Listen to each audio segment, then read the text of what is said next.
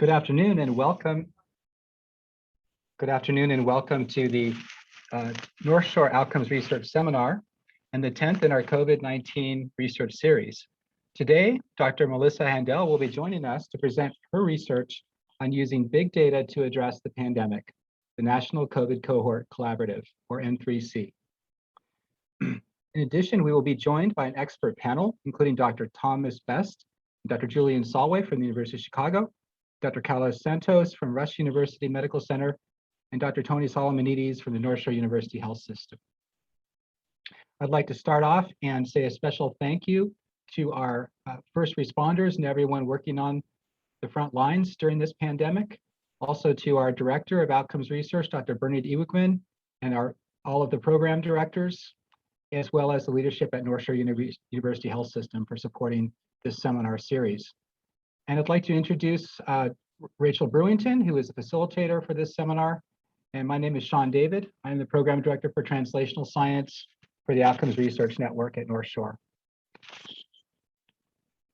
So next, Rachel is going to, but first, before I do that, I want to just go over a few things about this series. If you're new to this series, the North Shore Outcomes Research Network is structured with key academic leadership providing support to catalyze research across North Shore, as well as our CTSA, the Institute for Translational Medicine, the larger academic community. And our goals are to enable uniform community access to care that is effective, efficient, and equitable, to enrich the practice of medicine, and to support key strategic clinical quality and operational decision-making. The objectives for the seminar are primarily for the flourishing of principal investigators. We want to bring researchers together across multiple disciplines, across silos, and to be able to disseminate our work and resources to other investigators, promote a culture of collaboration and team science, and bridge researchers to their peer communities across Chicagoland. Ultimately, we want this work to germinate additional translational science that delivers outcomes research that results in improved patient population health outcomes for our communities. Next, Rachel will be sharing a brief Zoom orientation to explain how to navigate the webinar today. Rachel? Thank you, Dr. David. Hello, everyone. In today's webinar, all attendees will be muted with the exception of our panelists and speakers. However, there will be some opportunity for interaction. If you have any questions or comments at any point during the presentation or the Incubator Hub discussion, please submit your communication by using the chat function as noted by the blue arrow on the screen. If you are on a computer, you can access this icon by hovering your mouse over the bottom of the Zoom screen. Please give special attention to the audience of your message before you submit it. As you can see on the image to the right, you can choose the message either to the panelists and the speakers. This will include myself, or you can choose to message everyone on the webinar. Feel free to leave your questions and comments at any point during the presentation. If you are experiencing any technical difficulties, please let me know by messaging all panelists and I will assist you as best I can. I'm going to hand it back over to Dr. David, who will go over the agenda for the day. Thank you, Rachel.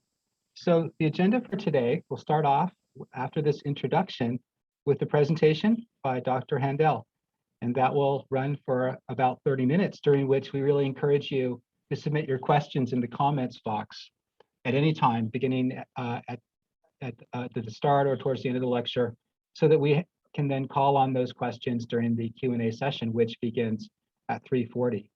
And we'll have 10 minutes for those questions and answers, and the panelists are also welcome to contribute questions themselves during that time.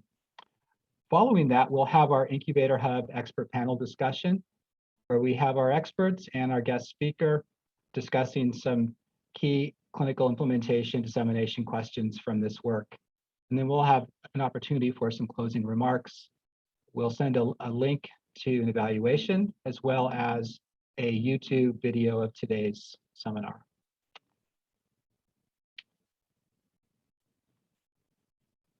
So it is my pleasure and privilege to introduce Dr. Melissa Handel, who recently moved from Oregon Health and Sciences University to the University of Colorado, and is Professor and Chief Research Informatics Officer and the Morisco Chair and data science at the University of Colorado. She is also a national leader in NCATS, and particularly in the N3C study. And we're excited to have you join us today, Dr. Handel. Thanks very much. It's really a great pleasure to be here today. We've worked so closely with so many of your community that it's really exciting for us to spend a little bit of time having some discussion after our presentation. So I'm looking forward to it. Thank you. So just a quick note there, if for those in the audience, these slides are available at that bit.ly. I think they'll be distributed later as well, but if you're interested in following up on any of the links that are in the presentation, you're very welcome to go to that link. You can also find me on Twitter if you have any follow-up questions after the fact. So today I'm going to talk to you about using big data to address the pandemic and the work that a very large and very special community has been doing together called the National COVID Cohort Collaborative. So we can go to the next slide, please. So informatics is really, one key to critical unanswered questions in COVID-19. And I think while we've made a lot of progress in using informatics strategies, both in the context of N3 and writ large in the informatics community, unfortunately, some of the same questions that we asked at the outset of the pandemic remain. And so I think there's still an enormous amount of work to do together. And fundamentally, and we can talk about this at the end as well, I think that, N3C has proven itself an exemplar of how we could do better with our national response to pandemics and how we can best leverage the data that we have to help be more ready for the next pandemic and help address many other disease areas where large national data resources are needed. So look forward to hearing your thoughts about that more generally. So some of those questions are, using national data to test hypotheses about treatments and biomarkers, and how do we personalize these for COVID-19 patients, understanding which drugs exacerbate or ameliorate COVID outcomes, using N3C to develop predictive analytics for clinical decision support.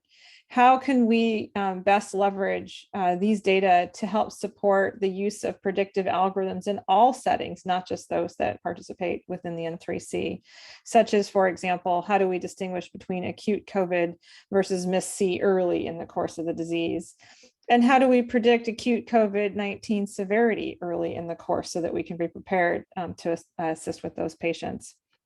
Finally, I think that we've also demonstrated and look forward to growth in this area is how can we use a resource such as N3C and to combine that information with other resources that are critical for understanding the COVID trajectories, especially in the context of long COVID, such as imaging data, mobile health data, other signal data, and these can really help us refine the ways in which we predict, diagnose, and treat long COVID. And I think, we think about the electronic health record data and the N3C, as I'll spend quite a bit of time on, really being an enormous data set. It's really an amazing asset to have in the face of this disease, but it is a very, very incomplete picture of each individual patient who, really only documents, a fragment of information about that patient that we might be interested in, and only in the context of a clinical encounter. So we really need to think about how we best combine the data from EHR records with other kinds of information about the patient and actually put the patient back together again and perform multimodal analytics that helps us better understand patients in the real world. Okay, with that setting, I will go on and talk through the details of the N3C. So the N3C, really was originally instantiated as a data partnership and governance structure that created partnerships between the research community and institutions and the National Institutes of Health, as well as with a couple of different really key vendors. And so it's a very unique regulatory and governance structure, and many of the community here in the Chicagoland area participated very extensively in that early governance work. And for that, we are very grateful and would not be here today if it were not for those contributions. Even though there's a lot of amazing technology and expertise that went into the development of the N3C, I have to say that I think the most innovative thing about the N3C is actually the governance and regulatory work that was done and continues to support the consortium. So following all of that work, and I will talk a little bit more about that in a minute, the phenotyping algorithms define which patients should be collected from each site, and a white glove service is provided to sites to help them extract the data and deliver it to a centralized repository at the NIH. The data ingest and harmonization team works to take those data and harmonize it to one structure that can be used for the analytics, machine learning, and other kinds of algorithmic use, and also performs a lot of data quality and improvements to try to help make the data as maximally useful as possible. Then we have our collaborative analytics environment and all of the different domain teams that work in different biomedical research areas or in different methodological areas to really help advance the science for those particular comorbidities or domains. And hopefully then we reveal insights and associations, and then fundamentally also provide rapid results and credit to all of those along this pipeline that help produce those results. One of the things that I'm really hoping that we can talk about today is also how do we get these insights into the clinic more effectively? And I know there's a lot of folks here in the audience that have thought a lot about that. Okay, next slide, please. So a little bit about the governance. And I think this is especially important for community members to understand, how do we take this governance and evolve it to new structures that can help support other disease areas of research? How do we use this as a foundation of learning for developing new structures for new analytics? So if we start at the top, the institutions that contribute data have an IRB and a data transfer agreement with the National Institutes of Health. Those original limited data sets, which contain geocodes and date stamps, both necessary for pandemic research, provide those data to the enclave, which is the data steward at NIH, which also has its own stewardship IRB at the NIH. So the IRB, the local IRB, or using a reliance agreement with Johns Hopkins IRB is the IRB at the top, whereas the NIH IRB is the steward of the data and hosting those data at NIH. The data is then harmonized and provisioned into 3 different types of buckets. The original limited data set, but transformed into a target model, which I'll talk about in a minute. De-identified data, which consists of zip codes that are truncated to 3 zips, as well as date shifted dates so that we can de-identify the data, and then synthetic data that is purely generated from the original data. So that's the kind of environment that we have. That secure enclave allows access to those 3 different types of data sets in the enclave. If you start at the bottom, now as a user, you come in, you have to register, you have to attest to the community guiding principles, which sort of attests to providing attribution and good behavior and good data use. You have to sign the attest to the user date code of conduct, which suggests that you won't download data. There's a data use statement and an attestation of security training and human subjects training. So there's some hoops to jump through, but even provided those hoops are jumped through, pretty much anyone who is in an institution that has a data use agreement that will vouch for those people is allowed to participate in the analytical environment in the enclave. And this really results in one of the most accessible and largest clinical sensitive data sets, HIPAA limited data sets in US history. So we really worked very hard to try to make it as accessible to anyone who wanted to do research together, but with the privacy and security needed in order to protect the data. I will also mention that for accessing the limited data set, that is those with the geocodes and the date stamps, you must have a user project specific IRB approval from your own institution that is included in your data use request.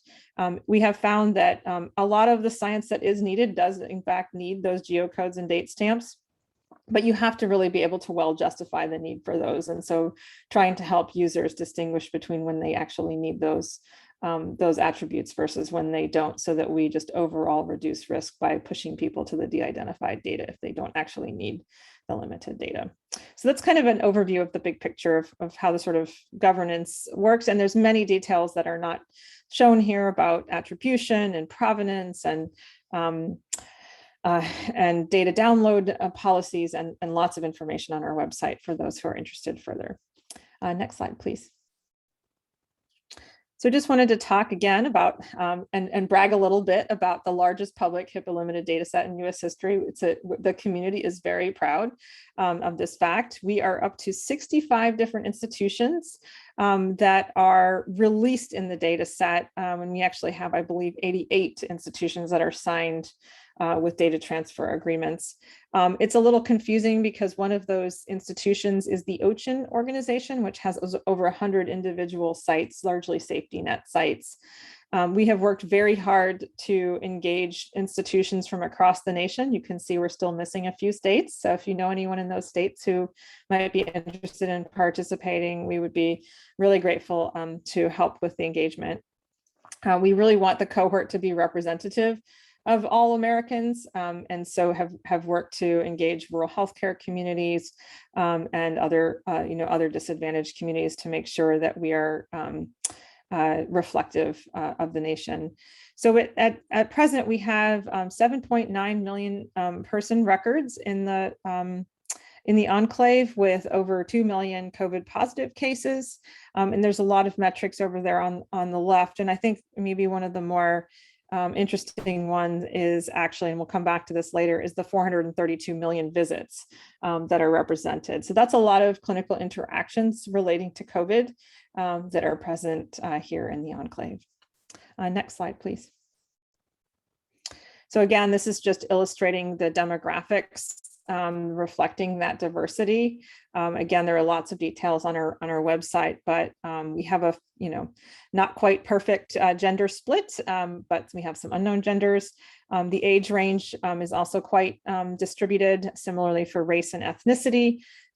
We do have one of the largest pediatric populations in the data set, and that's actually really helpful because we unlike many other studies or resources, are not limited to adult versus pediatrics, but actually can look at the entire lifespan in all age categories. Next slide. So I'm going to talk a little bit about the data, and for any of those, any of you who know me, I'll always have to talk about the data. So just thinking about making data available, and that, just because you have a lot of data, people seem to think that, oh, I've got a whole bunch of data, AI is just going to solve my problems for me if I just have enough data. But it doesn't really work that way. We really, having a lot of data is wonderful, but we really need consistently classified and organized and cleaned data in order to make it useful. If you are familiar with electronic health record data, you're also familiar with the fact that it's extremely messy. It looks a lot more like the picture on the left than the one on the bottom right. And so we have to try to find the best way of organizing information the best we can, given the incredible messiness of those data. And so that's a lot about what the N3C community has been working on together. Next slide. So one of the things that we did that I think was really novel was to try to get the various distributed networks together and basically be the Switzerland of the clinical common data model. And that is to say that we'll take data in any of these four commonly used common data models, the Odyssey OMOP model, PCORNet, the ACT data model, and Trinetics. And Trinetics being a commercial partner, so also just, again, another public-private partnership. So really just getting all the different communities that, have their favorite flavor of model to just work together. And we basically, these different common data models were built for different purposes, but by being able to run the computable phenotype to identify the patients on any one of these four, and then transform the data downstream, really made it possible to maximize the flow of data from institutions to the N3C. Next slide, please. So this is what that pipeline looks like. So we have the different institutions with the data and their different models. I just wanted to make a note over there on the left that we are working on FHIR for the future. There are some challenges currently for those that are familiar in terms of bulk operations that should be addressed in the coming year. And we've been working on interoperability between FHIR and the other models. So that's coming to a theater near you soon. The other models, the data is transformed and parsed and applied to the common data model schema. It's then translated and mapped into OMOP. This includes the field mapping and the value set mapping from each of the individual common data models. We then address primary keys and identifiers from each of the sources and perform a variety of quality assurance checks, which I'll talk a little bit about. And then finally, all of the data are merged into a common release data set. So this process has a lot of manual curation steps as well as industrial sort of scaling I'll talk about next. Next slide, please. So the goals of sort of, creating a production environment for this data transformation for this very large amount of data is to have complete transparency into the lineage and provenance of all the transformations. I'm not going to talk about all of the retractions that happened early in the pandemic, but very many of them were due to a lack of transparency and provenance of clinical data. And so one of our goals at the outset has always been to have full reproducibility and transparency on all the data management and all the analytics. So that includes also having robust versioning, deployment, and upgrades of the pipeline so that anytime anything changes, we can make sure we can always go back and make sure the science is rigorous and there weren't any issues in the data production. Again, rigorous and automated data quality checks and scalability of our compute resources. Next slide. So this is just an example to show you some of the transformations. So each of the 62 sites has a pipeline of data transformations that is over 100 different transformations. Each one of these transformations, which is now over 5,000 if you add them all up across, it's actually 62 sites now, is automatically tracked. And you can see the visual for each site there over on the right. And each one of those things is blown up in terms of the different transformations that are shown on the left. And so being able to sort of troubleshoot both visually and with report outs allows us to pinpoint when there might be errors or issues. For example, if a transformation fails for some reason, maybe the data ingest was faulty for some reason, we can actually pinpoint exactly which transform was an issue and go back and refresh those with the fixes in place. So this sort of combination of automated reporting, manual review, and provenance trail of each transformation really helps us scale the whole thing with the highest quality possible. Next slide. So I want to talk a little bit about issues relating to federated analytics versus centralized quality assurance. So as I mentioned earlier, there are a number of different federated research networks such as Cohort and Odyssey, where questions are sent to the data network partners, and then behind their firewalls, they can answer those questions and return the answers. So for example, if I asked for a question relating to whether a drug reduces severity, I might get back an answer that says it's reduced by 1 day from one site and 3 days from another site, and I can do statistics to evaluate the potential effect of that drug across the network. But you don't really see what's under the hood when you perform these kinds of distributed queries. Now, that's not to say there isn't quality assurance. All of those research communities do have local quality assurance methods and try to make sure that you get back like answers from each site. But there's a difference when you actually have all the data in hand. And I think this is one of the biggest things that we've learned in the context of N3C, is that when you actually ask questions directly against all the sites' data with the row level, that is the patient level data, you can reveal a lot of crazy things that you didn't really know in that distributed context. And so I think there's a huge advantage, and we have a manuscript coming out on this very topic of the sort of win-win nature of performing both federated data quality and centralized data quality together. And so I wanted to talk a little about some of those examples, because this is something that's an issue at all scales within your institution when you have different sources of data across local institutions that are connected, and then at a national level. But anytime we combine data from across sources. Next slide, please. So this is the simplest example. So in hospital A, we have a patient. This patient is 1, 2, 3, 4, 5. And in hospital B, we have a different patient. This patient is 6, 7, 8, 9. These patients both have a COVID diagnosis, but a single query would not identify them both as COVID positive. So in one case, we have a different code for the diagnosis ID.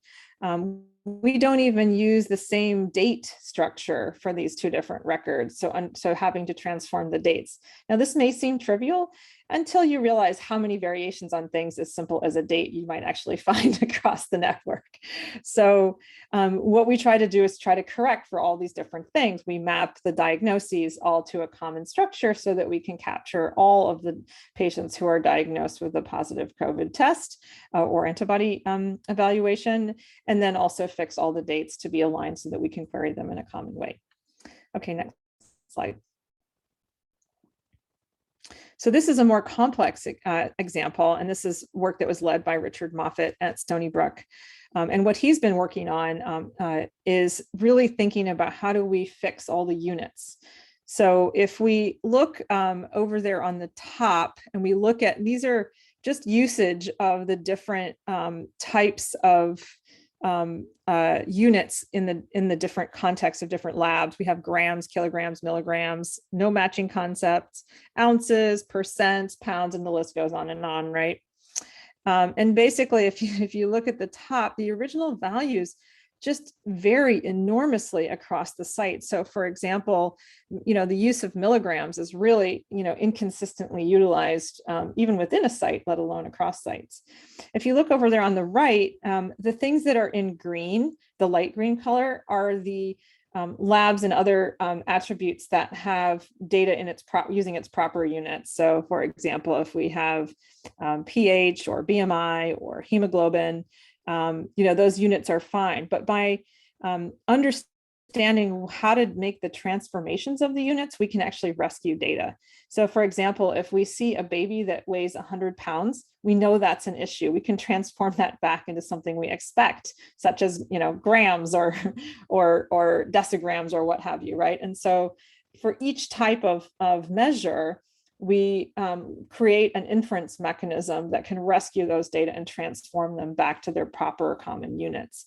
And you can see the degree of data rescue is enormous. It's really about half the data for these types of values that is rescued by using an algorithmic approach to repair those units. And the bottom part of the graph is what it looks like after the repair over there on the left. So it's really a tremendous amount of thoughtfulness to reconcile these types of things. And these are exactly the kinds of things too that you wouldn't necessarily reveal in the context of a distributed network that you see and can actually effectively repair when you have a lot of data and can actually evaluate the outcomes of those inferences. Next slide, please. So this is the last example of the data quality issue. So with federated data, the sites are benchmarked against themselves. And so they say, okay, we've got 43 qualifying inpatient visits, we have 27 qualifying inpatient visits, and then a site of about similar size, we have 806 qualifying inpatient visits. Okay, one of these numbers is really not like the others. And so let's look at and see how do the sites actually differ in terms of how they define a visit. And so with centralized data, the sites can actually be benchmarked against each other, and we can harmonize to a common structure for what a visit actually means. So if we look at sites 1 and 2 at the top there, we can see they all have different admission dates from their release dates. But for site 3, we see that they all have the same starting admission date. And so essentially we're having multiple providers or multiple procedures being treated as different visits in the context of this one site. And so these can be kind of collapsed into a sort of macro visit that would be more comparable to sites number 1 and number 2. Next slide, please. And so this is what this looks like. So we basically look for these and see if we can't address how the relationship between what these sites might be and how to merge them into a macro visit. So for example, if the visit type is inpatient and there is more than one per patient per day, then we would do the merge. Next slide, please. And so this is what the final data quality fix looks like. And so we would do our analysis on the table on the right, which allows us to preserve the meaning of what a visit is, but also we have the full provenance of how that collapse was created and is reversible if needed. Next slide. Okay, so now I'd like to talk a little bit about the analytics and give you some examples of some of the exciting analyses that we've done. So we have in our analytical environment, there are a variety of different tools. It's a secure enclave, it's FedRAMP certified. But we have a variety of different tools that allow us to perform your basic things. There's, R, there's Python notebooks, there's the Odyssey toolkit. We have some NLP tools, we have the synthetic data engine, and there's just a large variety of tools that have been deployed within the context of the enclave. You cannot take data out of the enclave. It's like Hotel California. So we necessarily have to have the kinds of analytics that we need in the enclave in order to support the kind of science we want to do. That does pose some challenges. It's not everything everybody needs all the time. The other thing that's challenging, as I mentioned, we necessarily want to be able to put the patient back together again and have other kinds of data that we might want to reassociate with an individual patient, such as genomics data, such as viral sequencing data, imaging data, mobile health data, trials data, et cetera. And so we've been working a lot on patient privacy preserving data linkage, and I'll talk about that a little bit at the end, in order to provide and support multimodal analytics for those data types.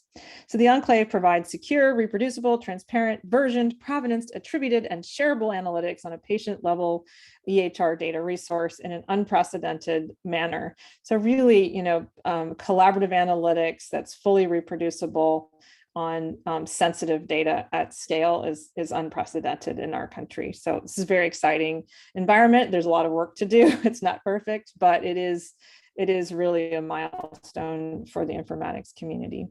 Next slide.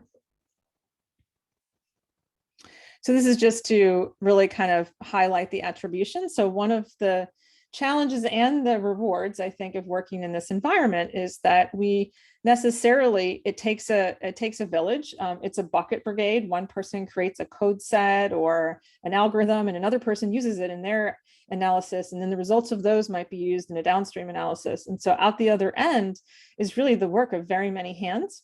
And we want, because of the security and provenance abilities of the enclave, we're actually able to track that for the purposes of attribution as well. So this is just a little example of a graduate student. Actually, she's just gotten her PhD last week. So a postdoc, Tiffany Callahan, and she curated a file that we're calling the OBO to OMOP mapping file, which is a terminological mapping file. And so she's the agent that contributed to this artifact. And that artifact then can get utilized in the context of a workflow shown on the bottom right. And anytime that artifact is utilized, that's tracked, and her ORCID information, her researcher tracking ID, is associated with those workflows. And so at the other end, we can actually understand who are all the people that contribute and how did they contribute. And we can include that information in the manuscripts and other outputs of the enclave and the research community. So it's a really nice way of giving everybody credit for all the different kinds of things that they're doing to contribute to the collaborative analytics environment. Next slide. So on to some of the results. So this is work that was led by Tel Bennett at University of Colorado. And his team created a first-day machine learning model to predict patient severity. And you can see over there on the right what some of those variables are: pH, age, respiratory rate, et cetera. Things that you might expect, but evaluating them on this large scale of data really allowed a really high quality risk predictor to be created. One of the nice things that was the result of this is that these top 10 predictors of severity are not only high confidence, repeatable, clinically relevant, but most importantly, they were readily deployable even in resource poor environments. And they didn't change over the course of the pandemic during the two different evaluation periods. And so this is a really nice solid way of saying, hey, we can actually help in the face of, resource poor environments or environments in which we have to triage, like how are we going to predict, who is going to have the most severe outcome. And this has been published in JAMA Network. Next slide, please. This is another example of some of the interesting science that's been done. This is led by Justin Reese at Lawrence Berkeley National Lab. And what he was able to reveal is that commonly used COX inhibitors are associated with severe COVID. And so previously we knew that COX inhibitors were associated with more severe pneumonia. And so looking at here in the N3C data, we can see there's a clear association of non-selective COX inhibitors with COVID, such as aspirin or ibuprofen, whereas COX-2 selective drugs were not actually associated with more severe COVID. And then looking at those odds ratios over there on the right. And so this is actually, really clinically useful information, and it's still under review. So hopefully it'll be published soon. And so I think a good question to say is like, how do we sort of potentially reduce the use of COX inhibitors, in the case of, patients who might be predicted to be severe. Now, of course, it's observational studies, so there's many different mechanistic questions to be revealed here and correlations that have yet to be revealed. But it's still a really important finding given the common usage. Next slide, please. And I wanted to talk briefly about this. This isn't actually work from the Enclave, but it's work that we've been working on how do we best understand long COVID? And this is work that Peter Robinson at the Jackson Laboratory has been leading. And in this case, we performed a literature review and curated all the information about the signs and symptoms documented in the literature for long COVID, and looked to see how, what was the sort of frequency of occurrence of those symptoms and their co-occurrence. And we've been using this information to help design better studies in the Enclave. And I think it also kind of goes to show you that having more computable information that's derived from the literature can also be used as a resource in the context of EHR data analytics. Next slide, please. And so this is the work that's been ongoing, in part using some of that long COVID work that Peter led. And this is led by Emily Pfaff at UNC. And in this context, we've been building a machine learning classifier that basically looks for COVID positive patients that have 90 days pre or post diagnosis. We train a machine learning model on known past patients, that is patients that have been to a specialty long COVID clinic, and have found, and this is going to be in preprint maybe in the next week or two, hopefully, that some of the key demographic features include things like age and sex, but there's some other diagnostic features as well that have been revealed, as well as some important medication features.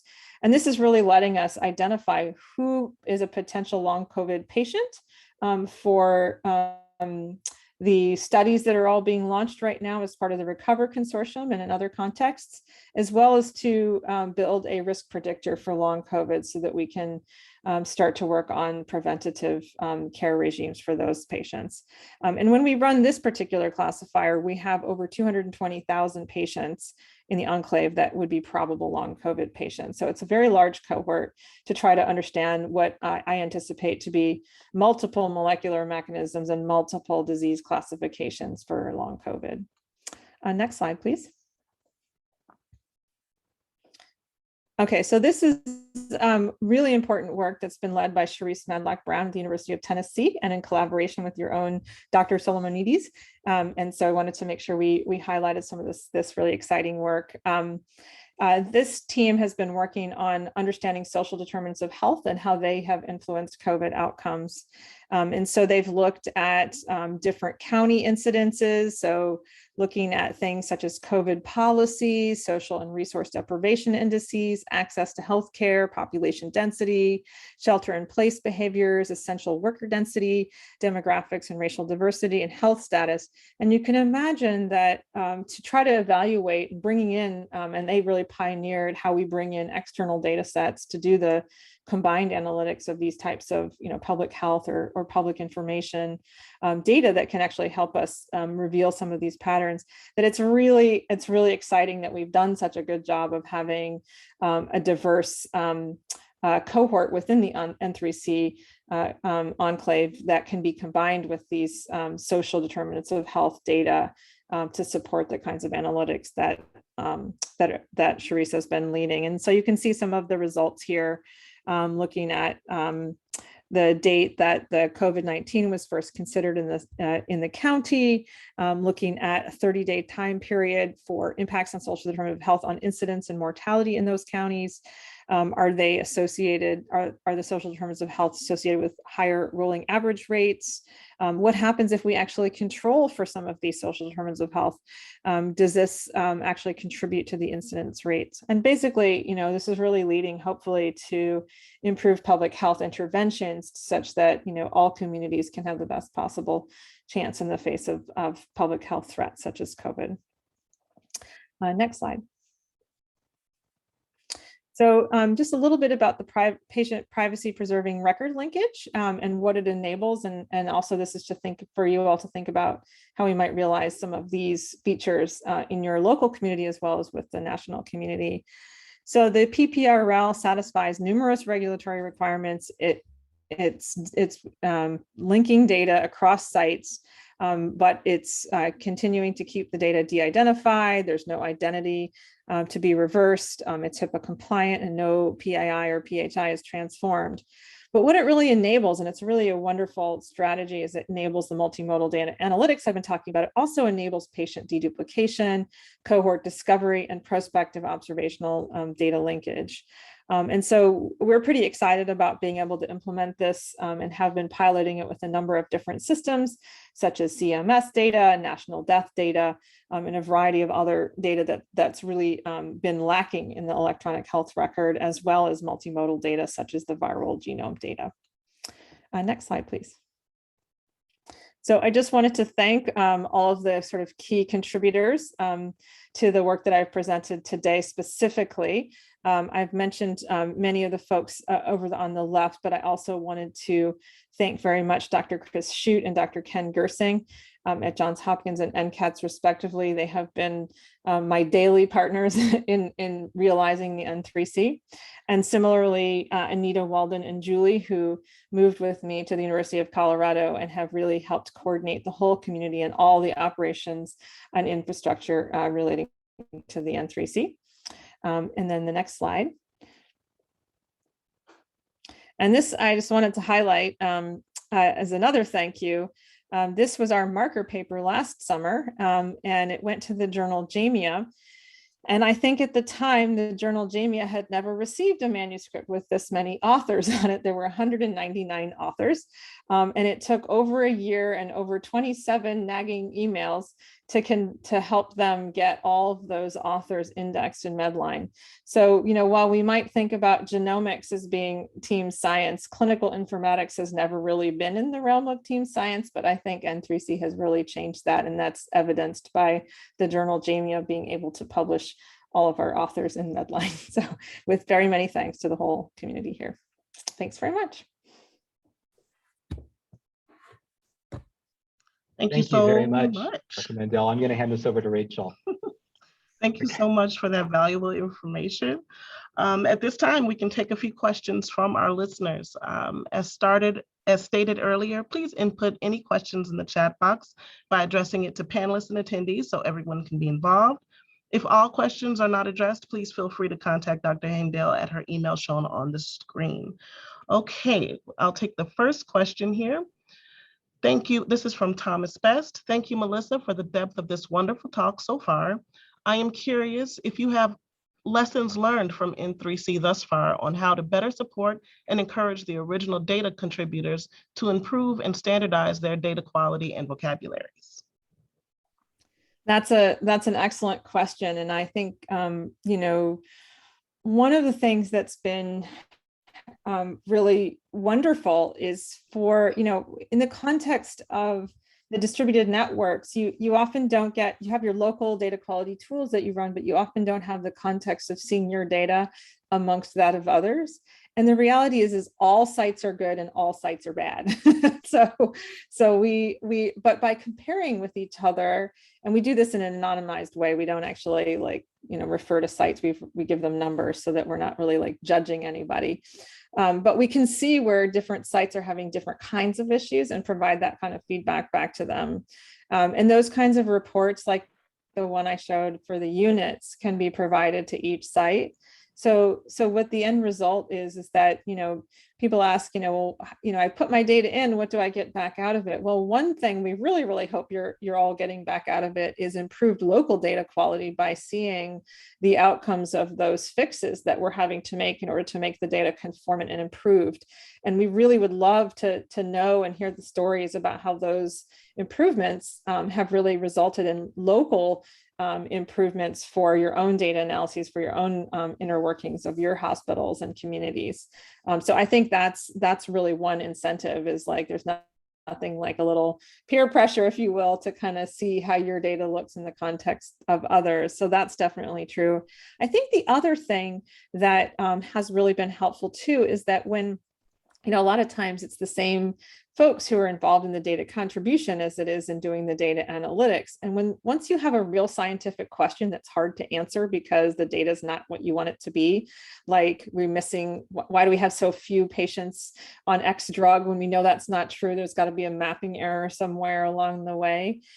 People feel really incentivized to go back to the sites and help them fix those issues, especially their own site. So I think really encouraging more people involved in the data preparation to participate in the actual analytics really kind of helps complete that cycle. And there's also a lot of camaraderie and fun and kind of, going back and figuring it all out together. And it's so I think those are two things I would say is better lessons. And then actually maybe a third thing is, one of the things that we've really struggled with is just terminological life cycles and getting new content aligned and working with the terminology communities to make it easier to perform some of these types of improvements. For example, if we're mapping, RX norm to SNOMED, for example, we really want to know who did that mapping, when did they do it, what were the rules of that mapping, so that when we do the data transforms from RX norm to SNOMED or vice versa, that we're actually really understanding, the consequences of using that mapping for that purpose.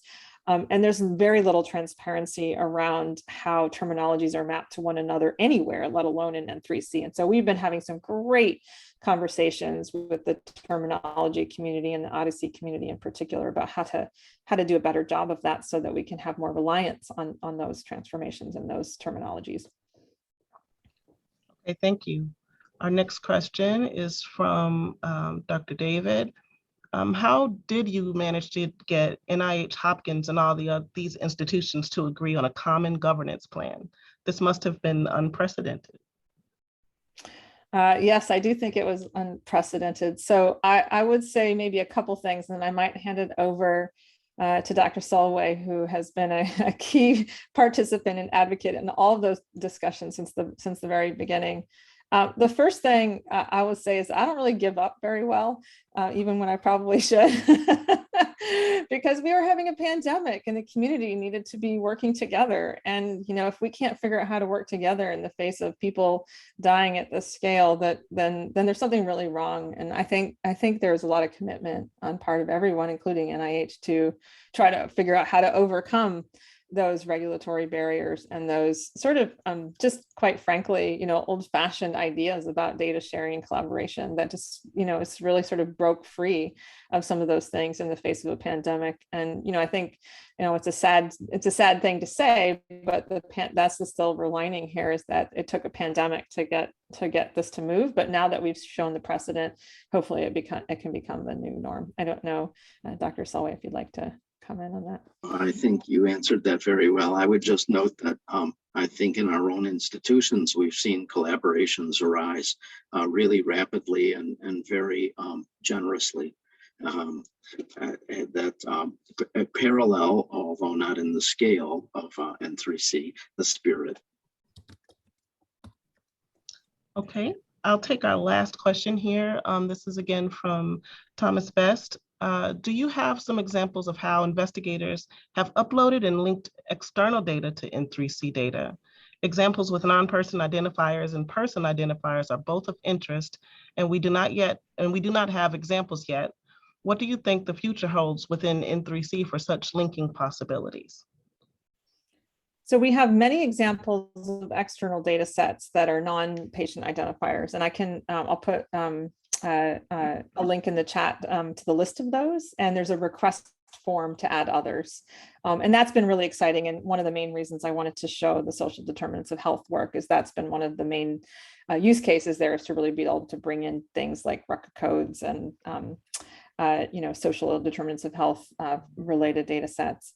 And so that's been really critical to doing some of those kinds of analyses. Similarly, the rural health working group has also really leveraged an enormous number of external data sets, but there's other examples. For things that are patient identifier linked, as I mentioned, we've been working on bringing in the CMS data, national death data, and also viral sequencing data, as well as having that PPRL strategy to link to things like imaging data in an imaging data repository.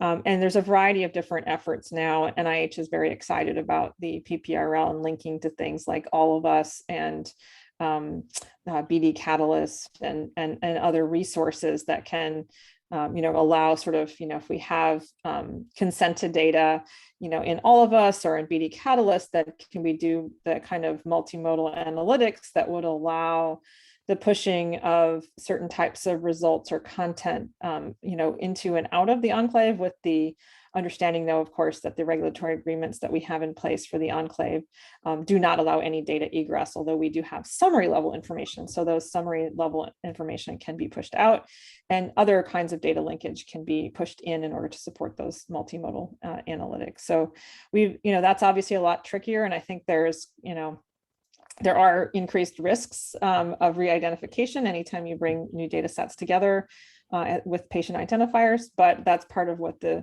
PPRL sort of strategy is aiming to be. And the institutions all have the opportunity to sign up in a granular way for whatever they want to allow or not allow in that context. And so that's one of the areas of significant governance work that has to happen to make sure that we can balance the goals of the science with patient privacy. Okay, thank you so much, Dr. Hengdale. And that's all the time we have for questions for this portion. Please feel free to insert any additional questions in the chat box for our presenter to review later. I will now hand it over to Dr. David, who will introduce our expert panelists for the Incubator Hub panel discussion. Thank you, Rachel, and thank you again, Dr. Hengdale, for a brilliant presentation. It brings up so many exciting applications, and it's a great time to segue to our expert panel. So I'd like to take a moment to introduce our expert panel. We have 3 panelists from outside of North Shore, and as well as one from North Shore, and our speakers. So we have Dr. Thomas Best, who is a manager research and analytics at University of Chicago Center for Health and the Social Sciences. We also have Dr. Carlos Santos, who's director of Transplant Infectious Disease Service and an associate professor of medicine at Rush Medical College, and he's medical director of bioinformatics in the biostatistics core at Rush University Medical Center.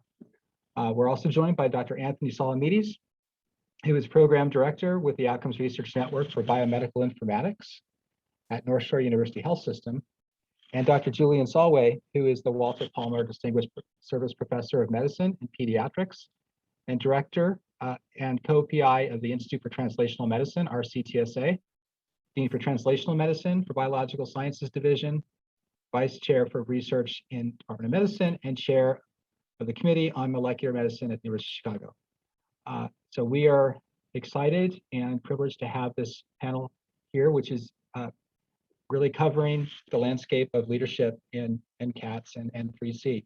So welcome. Go to the next. Very good. So for this expert panel, we have 4 discussion questions. And the first one is one that is a comment brought up the social determinants of health, but it really is, what are the implications of this research for health equity? And I'd like to welcome any of the panelists and Dr. Handel to address this question.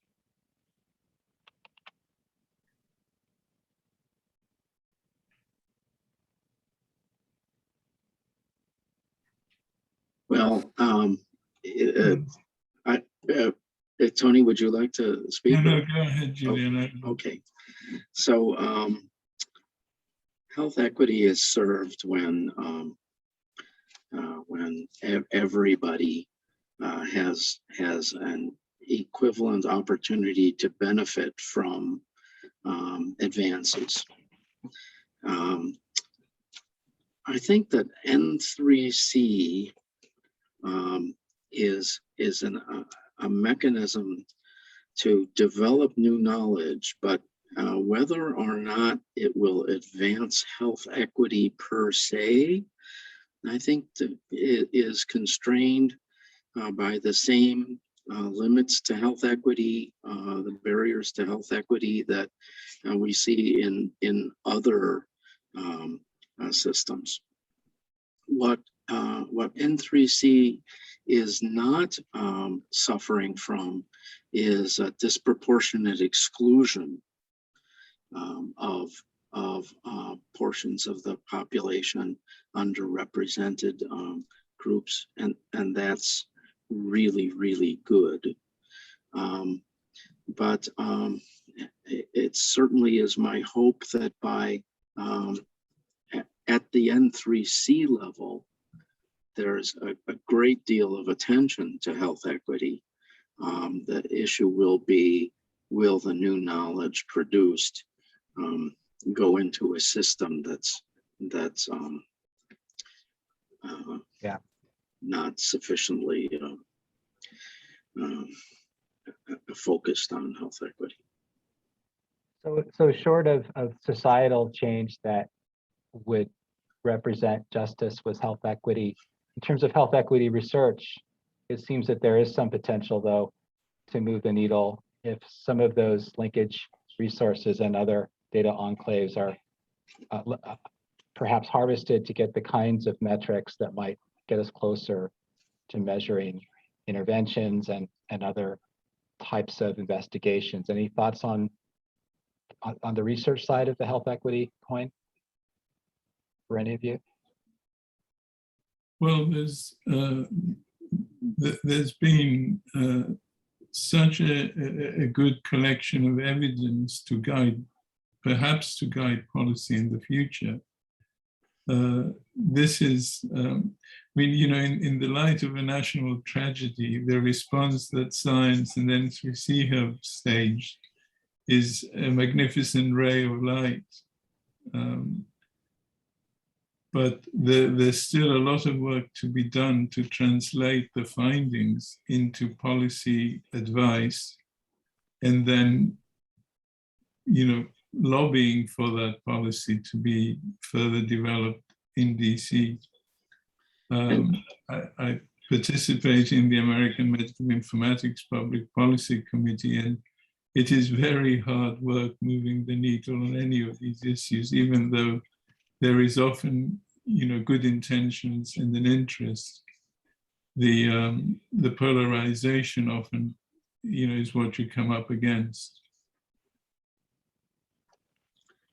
And please forgive me because I have a conflict and have to leave in 2 minutes. But Melissa earlier referred to N3C as a first example of a process through which we could, we've now proved principle that it is possible to collect a bunch of data from across the country in a way that is specifically intended to promote health equity, and that has fostered and incentivized collaborations in ways that advance health equity. And now there's no reason, now we've proven this can be done, there's no reason it shouldn't be done for all the common complex diseases, for all the rare diseases, and for all global health concerns. So I think that N3C's importance when it's looked back in 100 years will be, yeah, they sure made a good effort on COVID, but also it was the pioneer into modern approaches to healthcare. Thank you very much for that. And it sounds like kind of a call to action, given that we can align these new resources with the type of work that we want to do in our communities. Thoughts from others, from Dr. Santos? What are your thoughts about health equity research implications? Thank you, Dr. Solway. I know you have to. Yeah. Thank you, Julian. And so, you know, I'm an infectious disease physician, and I actually happened to be on service in March of 2020 when it became clear that the US would not be spared from COVID-19. The predominant thought at that time was that this was going to act like MERS-CoV and stay where it was, but that wasn't the case. And when that became clear, the first thought that came to me was that this was going to hit people of color and minorities and poor people much harder than healthy people with means, which of course was the case. And so I remember talking to my boss at the time, and it said, you know, there really needs to be data collection, and these data need to be pooled. The United States does not have a centralized data repository, and so it's very important to collect data in a unified data mart. And there have been a lot of attempts that the CDC was trying, and a lot of people really stepped up. And so you had the clinical trialists step up, and we now have the vaccine studies. And I think informaticians stepped up also. And I think N3C is a product and a very good one at that. So as far as health equity, though, I share the views of Julian and Tony, saying that it's one thing to have the data, and one thing to be to be data scientists and to discover that there are health inequities, and one thing to be sad about it. The next question is how to not be sad about it and do something about the data that we're gathering. And I'm a transplant infectious disease physician, so this isn't quite the space I labor in, but I'm curious as far as how do we disseminate, implement things that would reduce health equity in Chicago and the US. Thank you very much. Dr. Handel, any other thoughts on? Yeah. I had a couple. Oh, go ahead. Yeah. Sorry, not to. So maybe another aspect of this that we haven't mentioned yet, or at least maybe not explicitly. When I think about reaching broad, diverse audiences with healthcare research findings, I think about the intermediate step of involving trusted local individuals who, say, have as their job description and passion at doing health services research. And I think N3C and I've been involved in other, not as many people on this call, but other efforts with larger footprints than just local to the Chicago area. But I think N3C is really, from my perspective, done more than any of those others that I've been involved with to facilitate, citizen scientists and scientists from disproportionately funded or disproportionately represented institutions and universities, in getting them access to user groups in N3C, to data, to projects, to teams, to collaborations, to tools. So catalyzing their research. And I like to think that allows someone who's trusted and local to maybe underrepresented communities access to do direct research with representative and broad data sets. And I like to think that's a great way to get get the message disseminated, and maybe that's a segue into the next topic, but to, empowering researchers at disproportionately or underrepresented institutions and universities to do work at this scale. I think N3C has done a magnificent job with that. Thank you. I was going to say a few similar things to Dr. Best. One of the really hard but very exciting and very rewarding things is the effort to really get diverse people involved in the research. And that we even have high school students participating in the N3C, and it's really phenomenal. The people help each other, and so I think that's really critical to the long-term goals of actually doing research that will matter to the health equity issue. But then furthermore, we think about, as far as I understand it, the NIH only spends about 3% of its budget on public health. And when you look at the diversity attributes of individuals who stay in the funding pool in more sort of medium and senior career levels, we lose a lot of the diverse community members. They come in through, trainee programs and early career awards, but then we lose them all. And I think there's a lot of theories about why we lose them all, but I can definitely say that one of the reasons we lose them all is that those community members are coming to study public health research that matters to their community. That's why they get into science. And then they get to NIH and there's no funding for that kind of science. And so then they leave and they try to find a way to do their science elsewhere.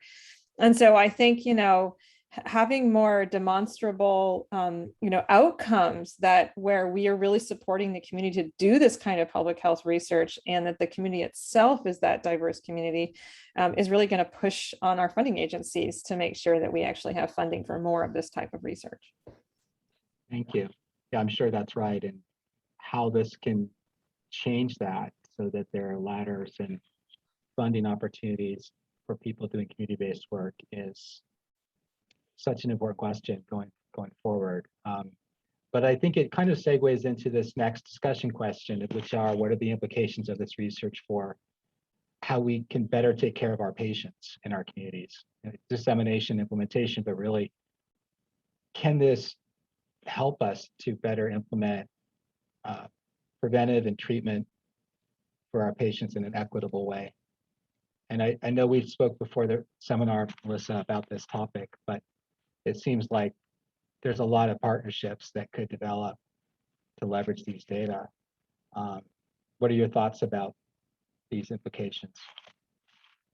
So maybe I'll start, and then this is really where we really love to have some ideas. So, I think that, the N3C is definitely, it takes a village mentality, but the village that's largely there, which is pretty multidisciplinary. It's really wonderful to see clinician scientists working together with epidemiologists and informaticians. But fundamentally, most of the people there are working on data analysis together, and they're not necessarily how we get things out of the data analysis stage and into a clinical implementation stage.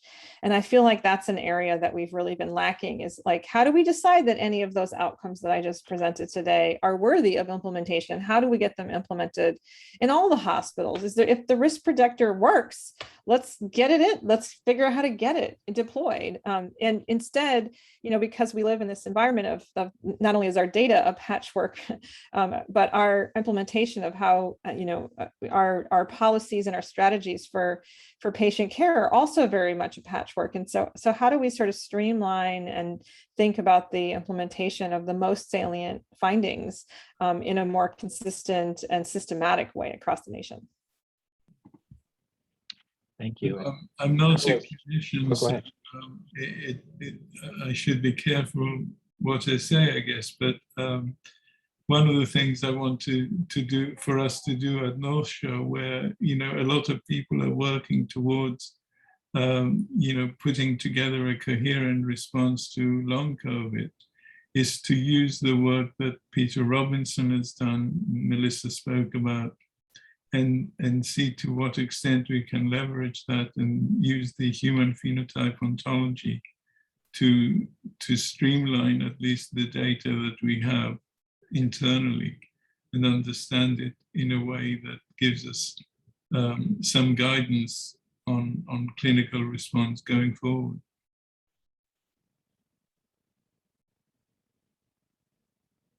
Yeah, thank you. I was thinking about all those phenotypes of long COVID, thinking those are really common things, but I wonder if some of those really stand out. It might be screening points for patients with long COVID, for antibody testing, for other things. But it just brings up so many implications. Carlos raised the issue about vaccine hesitancy. Would you like to speak to that? Yeah, sure, Sean. I mean, right now, we actually were quite fortunate. And so we got really sad when COVID hit our communities, maybe even fearful. But I think that science has come through. Look at us now with vaccines and the monoclonal antibodies and dexamethasone and tocilizumab and baricitinib.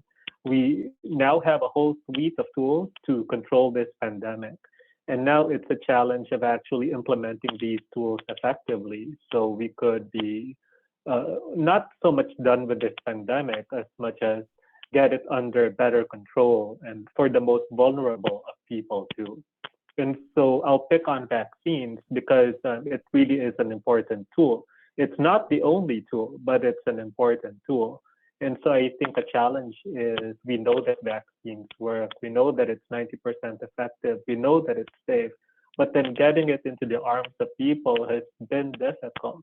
And so as far as N3C is concerned, I think the next step that we as informaticians could contribute to this effort is to somehow merge immunization data with N3C data. And maybe one of the panelists, Tom or Tony, maybe you have more to add about this. Thank you. And Melissa mentioned the issue of not capturing a lot of the vaccinations because it's done outside of health systems. So what community partners? That's right. And that's a complexity of using electronic health record for research is vaccinations occur outside of our health system and it's not within our data silos. Yeah. And yet it's in the New York Times somehow. And so we open the New York Times and, you know, we're like, oh, you know, 60% of my zip code is vaccinated. And so how is it there? And somehow not in data that may be usable for research. Well, and this is a shameless segue, but maybe there's data quality differences in the sources of different publications and publicly facing or peer reviewed or otherwise. And my segue is I think N3C has enabled peer review, at least in concept, and in theory. I don't know if this has been practiced. Melissa would know better, but you know, I call it the monocle tool. It's I think there are some screenshots Melissa showed from N3C where you can see the whole lineage of how a data set was produced and how an analysis was produced. And imagine how much more credence we can give to findings from something like N3C because of the theoretical concept, at least, that a reviewer could go in and see how the analysis was produced all the way back as far as they have time or as far as is facilitated by the structure of the enclave. And that improves D&I because then we can, you know, have more trust in the findings we see from a place like N3C where if we're able to allow, you know, peer review to occur in that way. And then there's not just the traditional peer review process, like a manuscript submitted and there's anonymous reviewers, et cetera. But there's, like Melissa's mentioned many times, there's a whole community of support in N3C, and it's very encouraged to develop shared, you know, objects, and there's a validation process for concept sets that can take place, and allowing others to contribute to you know, vetting those and improving them. I think all those you. things support Yeah. D&I. Sure. And also it sounds like supporting early research careers by creating a broader community that's more representative of communities as well. So if we could transition to the next question, Rachel. So then what are the implications of this work for policy? So a lot of policy questions come up about things we need to change in terms of resources, in terms of perhaps regulations or new future NIH funding directions. But any thoughts about, Melissa, from your work on the policy implications of what you've all learned here? Yeah, I mean, I think there's a lot of policy implications. I think the vaccine data is a good example. So like, we, for example, I was very surprised the other day when I went to the pediatrician and my kid's vaccination data from 2 counties over was actually linked to his record and printed out with all his other vaccines. I was actually, enormously impressed that our state had actually been able to do that.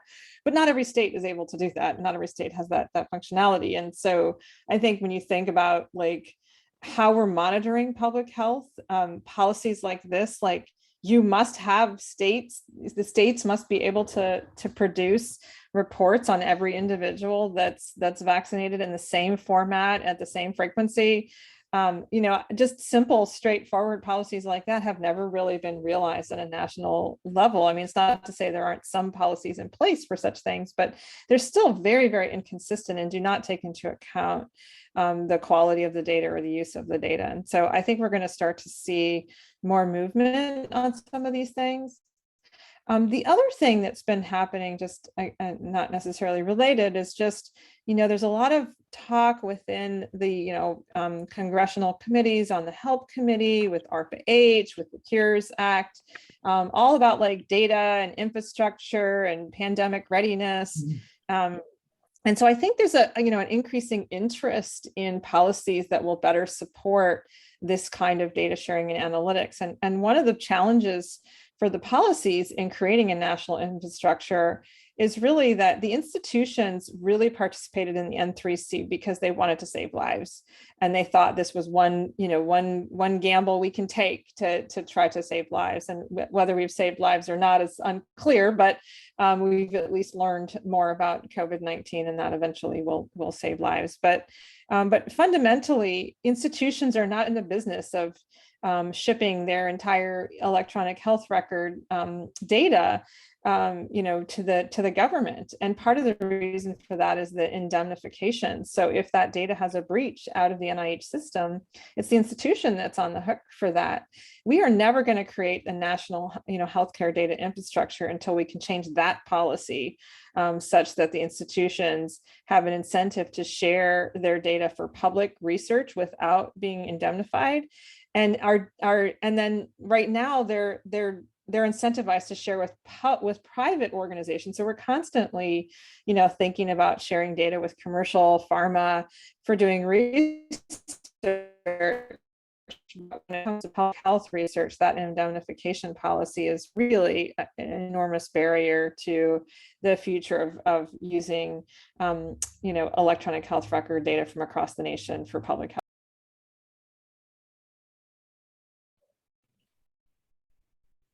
Great, thank you. If your members of Congress are listening, then some good ideas there. I mean, what you did at the institutional level, it seems like it could be done at the state level in terms of a certain amount of risk taking to be able to include everybody's vaccination data, everybody's drug allergies, et cetera. Wouldn't it be amazing if that could be done nationally and really capture people in the population better? So the final discussion question is, what are the implications of this research for future translational directions? And the thought of linking N3C to all of us is really exciting in a lot of ways. The discovery science that could happen, but also linking that to what actually happens in the health system, what actually happens with pharmacogenomics and other things. So that's exciting to me, but what are your thoughts about discovery science and also everything along the continuum from T0 to T4 in terms of translation?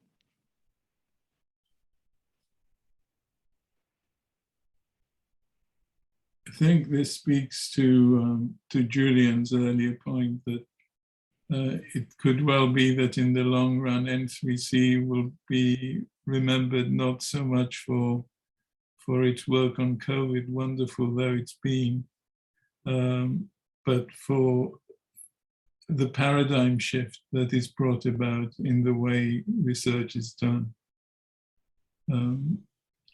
Now, there's still a lot to be done for the work to translate. I mean, one of the clear implications is public health work and public health research, which are, as Melissa pointed out, chronically underfunded. And the question is whether we can leverage what's been done here to, again, to the policy level and to the public health level. There's a lot of community translation, it seems, that could be done. And so it's how do we piece that together? And I think a lot of CTSAs have tried to do that. Go ahead. Sean, this is a big topic, as you know, as everyone knows. I mean, how do we move forward from this problem? In my view, I think that prevention is still key and preparedness is key. So the prevention of future COVID outbreaks, I think, is important. The question is how to leverage these data so we could better control these infectious diseases so we could prevent it from spreading. I mean, if I could go back in time, for example, and if I had this data resource, and if I knew that COVID was coming in through Washington State and New York, and that there was this unknown pandemic at that time. You know, I was going to Chinese restaurants in February just to show that, yeah, no, I'm not scared, you know, it's not coming here. But then, you know, how do you, but if we had that data, if we in fact had that signal that it was starting then, and that in March of 2020, it was just the tip of the iceberg that we found and it exploded. How do we keep from getting to that point again? I think that's important, and prevention and pandemic preparedness is important. And I think the second thought that I would have is we have a suite of tools, as I've mentioned, to help people, vaccines, monoclonal antibodies, drugs, baricitinib, tofacitinib, and so forth. And so how do we take this important knowledge and then bring it to the bedside where it could actually help people? I think it's another big direction. Thank you. Very well said. Any other thoughts? I had a couple. One is just reemphasizing that, you know, for translation to occur, I really think N3C set a good example of enabling researchers from a variety of institutions and, you know, even high school students from a variety of different career levels to engage with this type of data. And I think that's very helpful for translation. And the other is the depth of data on an individual, I guess, research participant, a person in this data set is also helpful for you know, seeing what it was like. But in this case, we have a marker, you know, COVID when you were exposed or when you were tested, I guess, or when you were diagnosed. But having a longitudinal data before and after that is, and having clear rules and conventions that data contributors are following for what data to include before and after that. I think N3C set a good example for that, for future you know, longitudinal data analysis that I think is important for, you know, the lay public when they think about their own personal situation. Many think about the here and now, but they also think about the future. So how they like to know that research is founded on, you know, a long timeline of inclusivity in terms of the health data that's used for an individual.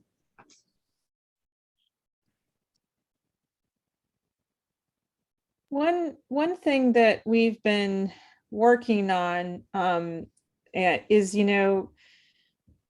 finding better ways to make the data that's within the N3C available to a different, to a variety of different community members in a kind of summary sort of way. So similar to the Johns Hopkins dashboard, for example. And so we're definitely interested in anyone who has an interest in that, participating in some of the design work. We're now much better at sort of piping things from our secure enclave in summary form, allowable by our policies, out to the public. And that just wasn't prioritized until fairly recently. And so I think that's going to help a lot too. And I think it'll be, also a way to get engaged, to say, hey, I'm curious about this particular correlation. Maybe I should apply to get access to the enclave and do some further analysis. And so hopefully, and in addition, just to be, more informative to the public and public health aspects in general. We recently had a lot of interest from the government on the pediatric data in particular, given everybody going back to school and vaccines not yet available. And so that's been, really helpful, but we didn't have a dashboard ready for that. We really had to kind of crunch data and deliver that data specifically for that purpose. So coming up with better ways of delivering data for a wide variety of users public, I think is really important next step for us. Thank you very much. And we're coming up on the close of the seminar, but I just wanted to make a few comments and also, again, thank all of you for a really rich discussion, and Melissa for a brilliant presentation. And some of the themes that came out, and I don't think it's hyperbole to say that this is like a Manhattan Project for data, clinical data across the US, that was motivated by, we're in a pandemic, we need to save lives. We help each other. And all of you stood up, I think very nobly, to do that, but also healthcare institutions did, NIH did. So many people across informatics, but also clinical translational science.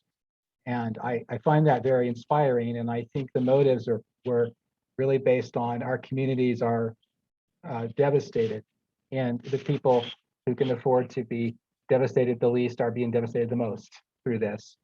So that passion, that ethos has really come through. And I thank you for that. And I hope that spirit continues as we try to leverage this extraordinary resource. And we've had a lot of comments from people. I apologize, I couldn't get to them all. Janice Benson said, how do we use this in our data to link this to the community? And really just people amazed. But I just want to thank you all again. And then we can just move on to the next slide. And thank you, Rachel. So going forward, thank you all participants for joining us today. For questions, comments, concerns, please email me. My contact information should be on this slide here. If it's not, it will be in the next one. And we will send out a link to an evaluation, as well as a link to our YouTube channel, which will have this seminar and the other 9 seminars. Also, mark your calendars for the next Outcome Research Seminar, which is going to be on Tuesday, October 19th, the 3rd Tuesday of each month. And this gets to the issue of using viral genomic sequencing to do some dynamic forecasting of the pandemic, and for not only for COVID, but also for other infectious diseases, so that we can better have barometers and prevent, be ready. And that will be led by Dr. Judd Holtquist from Northwestern. So there's my contact information. And again, we'll post this recording shortly. And there should be a link to an evaluation. Rachel, is that in the chat? Yes, it's in the chat. Great. So please go ahead and take the evaluation now if you're able to. If not, we'll also send it by email. But thank you all again so very much. Any last words are welcome. And give yourselves a round of applause. It's been fantastic. Thank you. Thank you. Thank you. Thank you very much. you. It's been a pleasure. Thank you. Okay, take care.